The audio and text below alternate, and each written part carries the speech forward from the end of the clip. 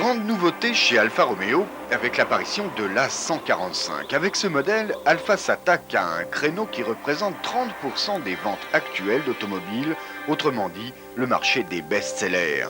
Profitant d'une plutôt bonne réputation, le constructeur italien propose donc cette 145 hyper bien équipée, bien dessinée et dont la gamme très complète est tout à fait capable de venir jouer les troubles faites sur un marché très disputé. Seul regret pour l'instant, que la voiture ne soit proposée qu'en version 3 portes. On annonce une 146 qui devrait résoudre ce problème pour 1995. Le dessin a voulu privilégier la surface vitrée, donc la visibilité. En tout cas, la voiture a du style et les lignes en V caractéristiques de la marque ont été conservées partout.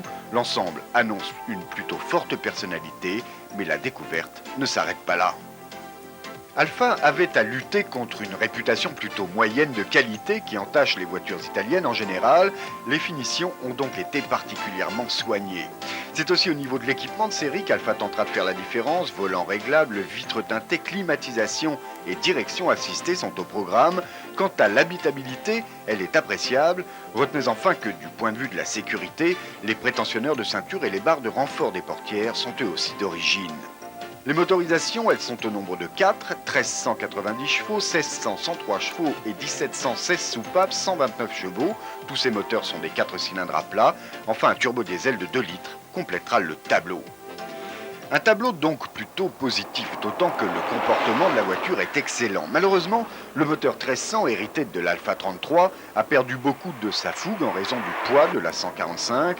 En usage plus sportif, il devient alors plus bruyant et plus gourmand, on ne peut pas tout avoir. Quoi qu'il en soit, entre 77 et 113 000 francs selon les modèles, à environ 100 000 francs pour le turbo diesel, les prix restent, on le voit, l'un des autres attraits de l'Alfa 145. Dernier point enfin, il concerne la sécurité. ABS, airbag sont bien sûr au programme des options. En conclusion, la 145 est une voiture plutôt réussie. Finition, habitabilité, équipement, comportement sont tout à fait à la hauteur. On mettra le manque de brio du moteur 1300 sur le compte d'une erreur de jeunesse. Au final, Alfa devrait rapidement s'imposer sur le marché avec cette 145. Les finances de Fiat, propriétaire d'Alfa, en avaient bien besoin.